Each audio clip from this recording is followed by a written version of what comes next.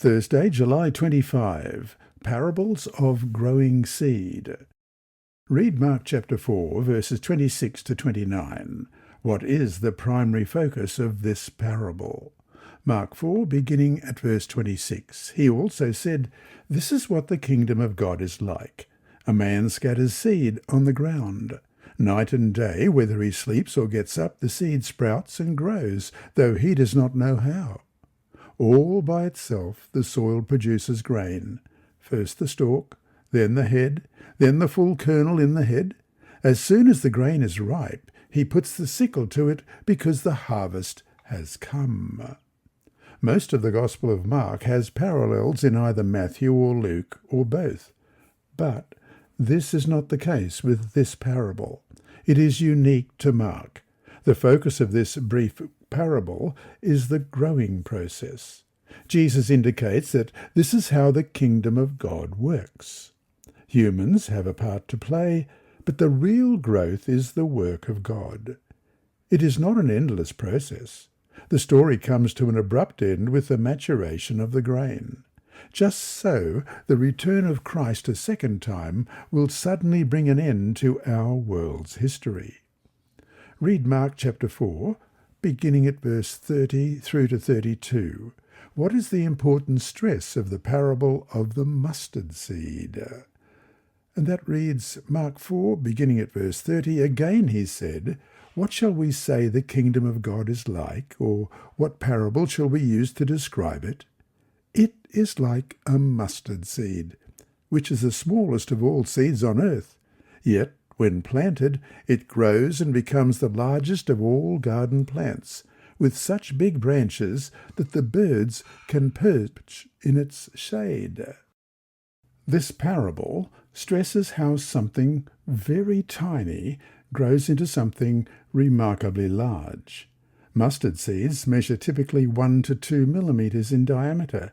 That's 0.039 to 0.079 inches. Very small.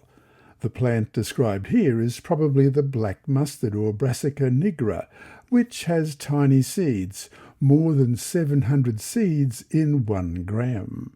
While not the smallest seeds in the world, they are quite small, especially in comparison to the plant they produce, which can grow as large as 3 meters or 10 feet tall.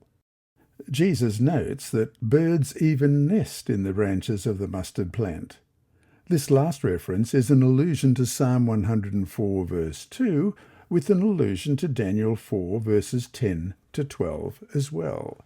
Let's have a look at Psalm 104 verse 12. "The birds of the sky nest by the waters, they sing among the branches." And Daniel chapter 4, beginning at verse 10. "These are the visions I saw while lying in bed.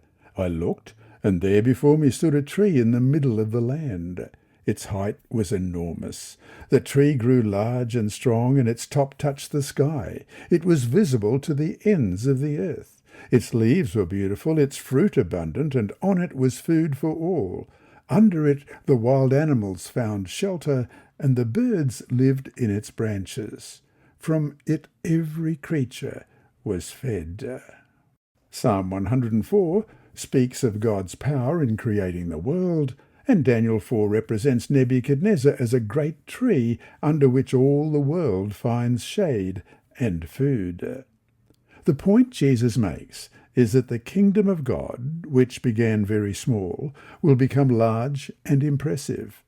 People in Jesus' day may have looked down on the dusty itinerant preacher from Galilee with his band of disciples, but time has shown that his kingdom of grace continues to expand throughout the world.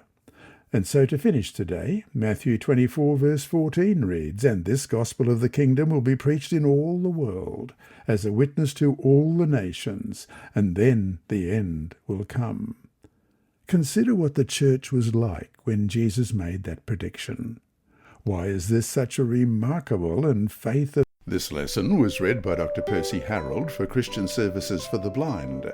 Sponsored by the Sabbath School Department and distributed through Hope Channel Australia, this podcast is also redistributed by Hope Channel Germany, Christian Record Services for the Blind. It is also available on SoundCloud and through multiple podcast distributors, including Apple iTunes. And you can listen and watch at the same time on YouTube. Remember, God is always faithful.